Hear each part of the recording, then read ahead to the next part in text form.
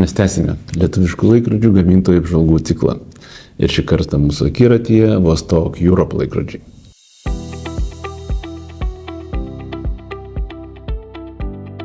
Mesgi, kad būtų visiškai objektyviais, ne tik išnarstėme interneto užkabarius, nes ten jo apdulkėjusiose lentynose galima rasti viską ir apie viską, bet ir ėmėme ir apsilankėme pačioje Vostok Europe būstinėje, kur turėjome progą viską apžiūrėti, kad įvertinti, ar tikrai galime vadinti šios laikrodžius lietuviškais.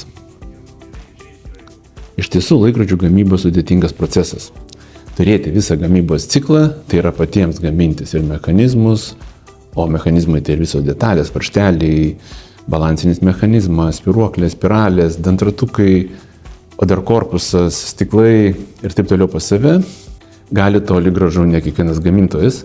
Ir tokiu atveju mes jau turėtume perlipti 4-6 tūkstančių eurų už laikrodį ribą. Todėl teisybės dėliai reiktų pastebėti, kad daugelis entry luxury, basic luxury kategorijų gamintojų ne viską gaminasi patys ir tai normali praktika šioje kainų kategorijoje, kai laikrodžiai surenkami iš atskirų komplektuojančių, ko daugelis Lietuvoje net ir tai nedaro.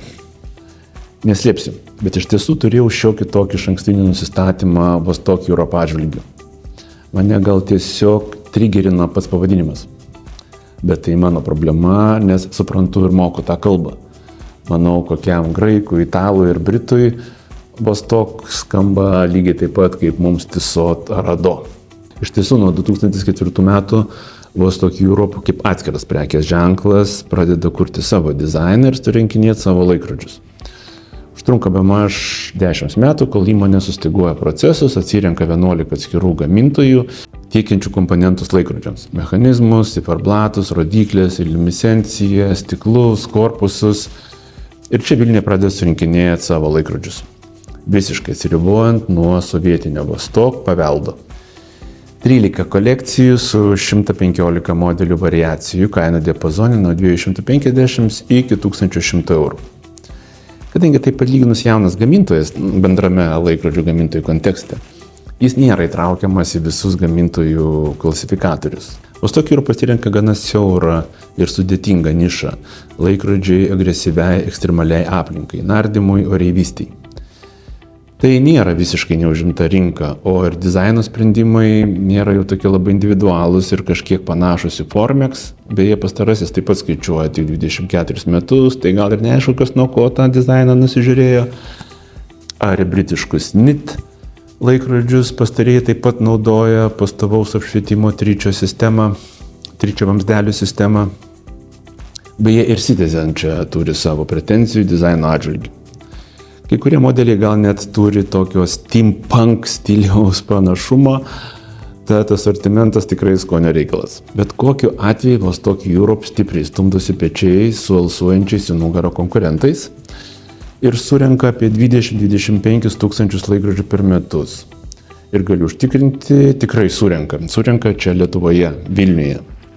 Sukuria dizainą, specifikacijas, gamina 3D printerių prototipus, tam sukurtos 24 darbo vietos.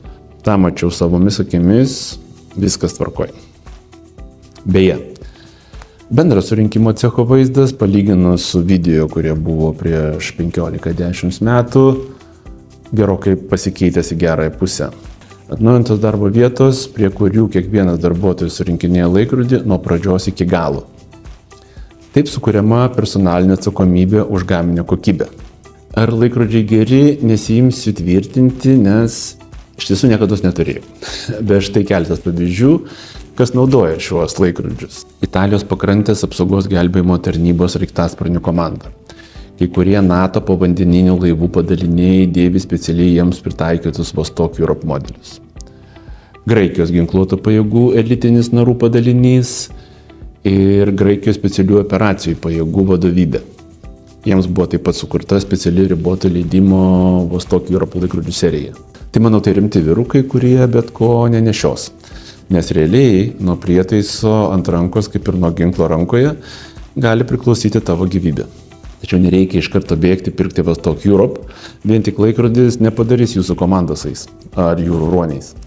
Bet jei jau tokie esate, tai gal ir galėtų būti jūsų laikrodis. Dizainas. Na, vėlgi išskirtinio skonio reikalas. Jei man asmeniškai labiau patinka klasikinio stiliaus daiveriai, Omega Seamaster, Oris Aquis ar Blancpain 50 Atoms, tai visiškai nereiškia, kad U-Boat ar Formex ar Vostok neturi teisės gyvuoti. Bet prieš pirkdami pasimatuokit, kad laikrodis tikrai jums tiktų. Nes Vostok Europe laikrodžiai masyvūs ir tikrai reikia derinti prie aplinkos ir aprangos, kad neatrodytumėt keistai ar iššaukiančiai. Nes ir ryškios spalvos ciferblatė taip pat ne kasdienai. Kokias galim padaryti išvadas? Taip, laikrodžiai surinkami, gaminami Lietuvoje. Faktas.